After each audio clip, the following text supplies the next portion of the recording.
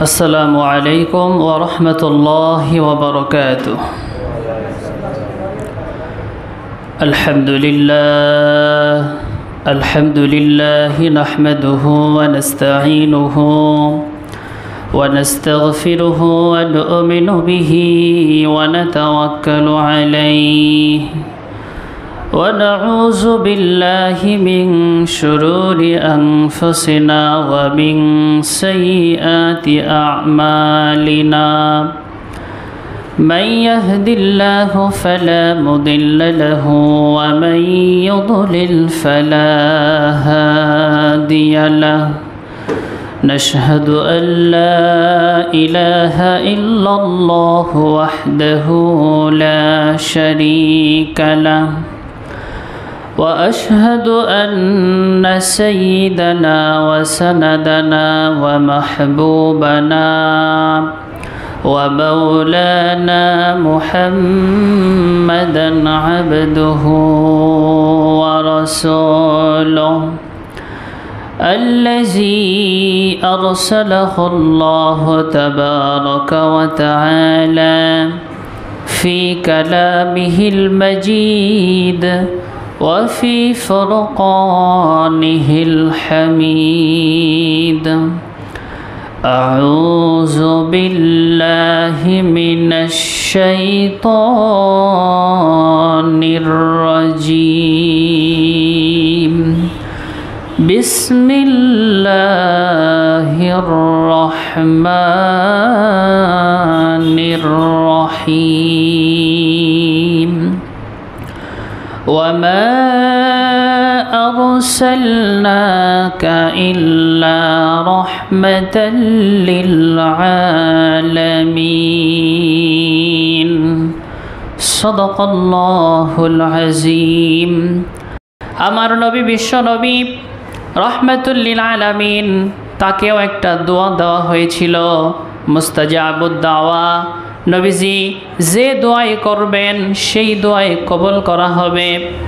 নবীজি বললেন, সমস্ত নবীগুলো দুনিয়াতে সেই মুস্তাজাবুদ দোয়া করে ফেলেছেন, দুনিয়াতেই তারা আল্লাহর কাছ থেকে চেয়ে নিয়েছেন, কিন্তু আমি নবী আমার কাছে যেই দোয়াটা আল্লাহ তাআলা উপহার দিয়েছেন, এই দোয়া যদি দুনিয়াতে করে ফেলি তাহলে দুনিয়াতেই আমার শেষ হয়ে যাবে। আমার উম্মতগুলো যখন কাল কিয়ামতের ময়দানে যখন হাহাকার করতে থাকবে, কিয়ামতের কঠিন ময়দানে উম্মতগুলোর মাথার উপরে যখন সূর্য এসে পড়বে, সকলেই বলতে থাকবে, ইয়া নাফসি ইয়া নাফসি, আমার কি হবে? সূর্যের তাপ এত, সেই সূর্য আমাদেরকে তাপ দিবে কিয়ামতের ময়দানে। মানুষগুলোর মস্তকগুলো গলতে গলতে সেই মস্তক কান দিয়ে বেয়ে বেয়ে ঘাড় পর্যন্ত পড়তে থাকবে। উম্মতগুলো ইয়া নাফসি বলে দৌড়াতে থাকবে। নবীজি উম্মতের সেই করুণ অবস্থার জন্য আল্লাহ তাআলার কাছে আল্লাহ দুনিয়াতে যে উপহার দিয়েছেন মুস্তাজাবুদ দাওয়া, দুনিয়াতে দোয়া করলেই আল্লাহ তাআলা কবুল করে নিতেন। নবীজি বললেন যে আমি আমার উম্মতগুলো যখন কঠিন পরিস্থিতির ভিতরে থাকবে, কিয়ামতের ময়দানে যখন ইয়া নাফসি বলতে থাকবে, সেই কঠিন মুহূর্তে সেই মুসিবতের সময় আমার উম্মতের জন্য আল্লাহর দেওয়া দুনিয়াতে যেই দোয়া কবুল হতো, সেই দোয়া মুস্তাজাবুদ দোয়া আমি আখিরাতে আমার উম্মতের জন্য করব। বলেন সুবহানাল্লাহ। আমরা সকলেই জানি জন্মের আগে তিনি বাবা হারিয়েছেন, জন্মের পরে দুধমা হালিমার ঘরে থেকেছেন। 6 বছর বয়স যখন হয়ে যায় তখন তার বাবার কবর জিয়ারত করতে গিয়ে, কবর দেখতে গিয়ে তার মাকেও হারিয়েছেন। দাদার হাতে তিনি আশ্রয় নিয়েছিলেন। দাদার নাম ছিল আব্দুল মুত্তালিব। যখন 8 বছর বয়স হয়ে গেল, দাদাও তখন দুনিয়া থেকে ইন্তেকাল করলেন। নবীজির দায়িত্ব নিলেন চাচা আবু তালেব। কে দায়িত্ব নিলেন? চাচা আবু তালেব। আবু তালেব দায়িত্ব নেওয়ার পরে এত মোহাব্বত নবীজিকে করত, নবীজিকে কোলে নিত, পিঠে নিত, নবীজিকে নিয়ে এক খাটিয়ার ভিতরে আবু তালিব শুয়ে থাকতেন। কিন্তু তিনি ব্যবসা করতেন, ব্যবসার উদ্দেশ্যে তাকে সিরিয়ায় যাওয়ার প্রয়োজন হলো। নবীজিকে রেখেই তিনি সিরিয়ার উদ্দেশ্যে রওনা হলেন কাফেলা সহ, লোকজন সহ। নবীজি এই দিকে চাচাকে ডাক দিয়ে বলতেছে যে, চাচা, জন্মের পরে মায়ের আদর বেশি দিন পায় নাই, দাদা দায়িত্ব নিলেন, দাদাও নাই, আজকে আপনার ঘরে আমি থাকি, আমাকে রেখে যে আপনি সিরিয়ায় যাবেন, আমি কার কাছে থাকব? আবু তালেব বলল, কাফেলের লোকরা শোনো, এই ছোট্ট বাচ্চা যখন তার 12 বছর বয়স হয়ে গিয়েছে, একে রেখে সিরিয়ায় যাওয়া যাবে না, একে নিয়েই আমরা সিরিয়াতে যাব। নবীজিকে সাথে নেওয়া হলো। একসাথে করে যখন সেই বণিক দল ব্যবসা করার জন্য সিরিয়ায় যাইতেছে, যাওয়ার সময় পথিমধ্যে একটা জায়গা রয়েছে, যেই জায়গায় তারা যাত্রা বিরতি দেয়। যা হলো, একটা গাছ আছে, সেই গাছের কাছে যখন নবীজি গেলেন, সেই গাছটা জীর্ণ শীর্ণ ছিল, বেশি পাতা ডালপালা ছিল না। নবীজি সেই গাছের ছায়ার নিচে, সেই গাছের কাছে যাওয়ার সাথে সাথেই সেই গাছটা ডালপালা ছেড়ে নবীদের দিকে ঝুঁকে নবীদিকে ছায়া দিতে শুরু করলেন। বলেন সুবহানাল্লাহ। সেই গাছ নবীজিকে চিনতে পেরেছিলেন যে এটা সাধারণ কোনো মানুষ নয়, এ হলো শ্রেষ্ঠ নবী। সেই গাছ যখন চতুর্পাশ দিয়ে ঝুঁকে ঝুঁকে নবীজিকে ছায়া দিতেছে, তখন সেই জায়গার পার্শ্ববর্তী একটা জায়গায় খ্রিস্টান পাদ্রী ছিল। সেই খ্রিস্টান পাদ্রীর একটা গির্জা ছিল। সেই পাদ্রীটার নাম হলো বুহাইরা। সেই পাদ্রীর নাম কি? বুহাইরা। আবার বলেন, সেই পাদ্রীর নাম কি? বুহাইরা। খ্রিস্টানদের ধর্মীয় যে ইবাদতগাহ রয়েছে সেটাকে বলা হয় গির্জা। আমাদের মুসলিমদের যেমন ইবাদতখানা হয়েছে মসজিদ, খ্রিস্টানরা যেই জায়গাতে যেই ঘরে ইবাদত করে সেই ঘরটাকে গির্জা বলা হয়। সেই বুহাইরা পাদ্রী খ্রিস্টান পণ্ডিত ছিল। সে তাওরাত পড়েছে, সে জাবুর পড়েছে, সে ইনজিল পড়েছে। অর্থাৎ যে কোরআন নাজিল হওয়ার পূর্বে যেই কিতাবগুলো পৃথিবীতে নাজিল হয়েছিল, তাওরাত, জাবুর এবং ইনজিল, এই 3টা কিতাব সেই বুহাইরা নামক পাদ্রী পড়েছে এবং জেনেছে যে এমন একজন মানুষ আসবে যেই মানুষটাকে গাছপালা ঝুঁকে ঝুঁকে সেই মানুষটাকে ছায়া দিবে এবং আকাশের মেঘ, সূর্য থেকে যে রোদ তার শরীরে লাগে, আকাশের মেঘ এসে সেই শ্রেষ্ঠ মহামানবকে ছায়া দিবে।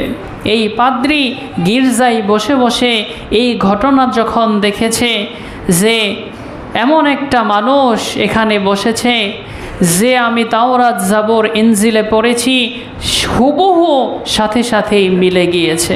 সে খেয়াল করেছে যখন সেই বালকটা আসতেছিল সেই বালকের শরীরে কোনো রোদ লাগে নাই। গাছের কাছে আসার পরে গাছ ঝুঁকে তাকে ছায়া দিতেছে, দেখলে মনে হয় যে গাছ তাকে সেজদা করতেছে। সুবহানাল্লাহ। বুহাইরা পাদ্রী সেই বণিক দলের কাছে আসলেন। আসার পরে বলতেছেন যে আপনাদের সর্দারকে? আবু তালিব বলতেছে যে আমি সর্দার। বুহাইরা বলতেছে যে আজকে আপনাদের সবাইকে আমার গির্জায় দাওয়াত, আপনাদের জন্য আমি মেহমানদারির আয়োজন করেছি, কিছু খানাপিনার আয়োজন করেছি, আপনারা সকলেই আমার দাওয়াত গ্রহণ করে আমার গির্জায় আসবেন। আবু তালিব বলতেছে, বুহাইরা, এই রাস্তা দিয়ে শুধু আজকে প্রথম নয়, আরও অনেকবার আমরা সিরিয়ায় গিয়েছি, অনেকবার এই জায়গায় আমরা যাত্রা বিরতি দিয়েছি, কিন্তু তুমি বুহাইরা সেই গির্জা থেকে কখনো তো আমাদের কাছে আসো নাই, কখনো আমাদেরকে দাওয়াত দাও নাই, আজকে দাওয়াত দিলা, এর কারণ কি? বুহাইরার মনে মনে তো একটা কল্পনা রয়েছে, কিন্তু বুহাইরা মুখে বলল, আজকে আমার ইচ্ছা হলো তোমাদের সবাইকে মেহমানদারি করাবো। কিন্তু তার মনে মনে নিয়ত ছিল, যেই বালকটা শ্রেষ্ঠ বালক, শ্রেষ্ঠ নবী হবে, সেই বালকটার সাথে গোপনে কিছু কথা বলবে, গোপনে তার সাথে কিছু আলাপ পরামর্শ করবে এবং মন ভরে সেই মানুষটাকে দেখবে। এই উদ্দেশ্য নিয়েই সবাইকে তিনি দাওয়াত দিয়েছিলেন। দাওয়াত দেওয়ার পরে গির্জার ভিতরে বুহাইরা খানা পিনার আয়োজন করলো। বণিক দলের যে মানুষগুলো ছিল, সব মানুষগুলো দাওয়াত খাওয়ার উদ্দেশ্যে সেখানে গেল। আর মুহাম্মদ আমাদের নবীজিকে তার চাচা বললেন যে, তুমি ছোট মানুষ, এই মাল সামানাগুলো আছে, এইগুলো তুমি পাহারা দাও। বুহাইরা সব মানুষকে মাথা থেকে পা পর্যন্ত দেখতেছেন, কিন্তু কোনো মানুষের শরীরে তাওরাত, জাবর, ইনজিলে যেই আলামতগুলো বর্ণনা হয়েছে, আলামতগুলো মিলে না। বুহাইরা বলতেছে, আবু তালিব, সকলেই কি আমার দাওয়াত খেতে এসেছো কিনা? আবু তালিব বলতেছে, হ্যাঁ, সকলেই এসেছি। বুহাইরা বলতেছে যে, না, আমার কাছে মনে হয় সকলে আসে নাই।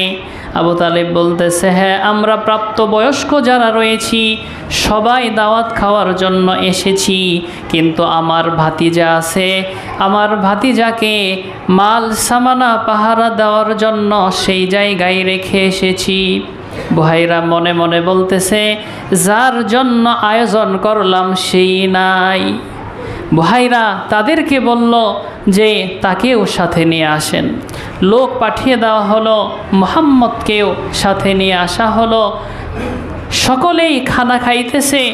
মুহাম্মদ আমাদের নবী, শ্রেষ্ঠ নবীর সামনেও খাবার দেওয়া হয়েছে। বুহাইরা শুধু নবীর চেহারার দিকে তাকিয়ে আছে, আর নবীজি কিভাবে খাবার খায় আর সে তাওরাত, জাবর, ইনজিলে যে পড়েছে সেটার সাথে মিলাইতেছে। বলেন সুবহানাল্লাহ। সকলেই খাওয়া দাওয়া করতেছে, কেউ ডান হাত দিয়ে খাইতেছে, কেউ বাম হাত দিয়ে খাইতেছে, অনেক তাড়াহুড়া করতেছে। কিন্তু নবীজির খাওয়ার ধরন ছিল ভিন্ন। নবীজি আস্তে আস্তে খানা খাইতেন, ছোট ছোট লোকমা দিয়ে খানা খাইতেন, বাম হাত দিয়ে কখনো খানা খাইতেন না, কখনো চামচ ব্যবহার করেন নাই। নবীজির 63 বছর জিন্দেগিতে যত খানা তিনি খেয়েছেন, কখনো চামচ দিয়ে তিনি মুখে খানা ওঠান নাই। তাহলে সুন্নত হলো ডান হাত দিয়ে খানা খাওয়া। ছোট ছোট লোকমা দিয়ে তিনি খানা খেতেন, ছোট ছোট লোকমা দিয়ে খানা খাওয়া এবং খানার মাঝখানে মাঝে মাঝে আঙ্গুল চেটে খাওয়া। মাঝে মাঝে নবীজি পানি খেতেন, পানিটাও 3 চুমুকে তিনি পানি খেতেন। আর নবীজি খানা খেতেন, সুন্নত তরিকা হলো তিনি পেটের 1 ভাগ খালি রাখতেন, 1 ভাগ তিনি খাবার খেতেন, আরেক ভাগ পানি খেতেন। এইভাবে তিনি খাবার গ্রহণ করতেন।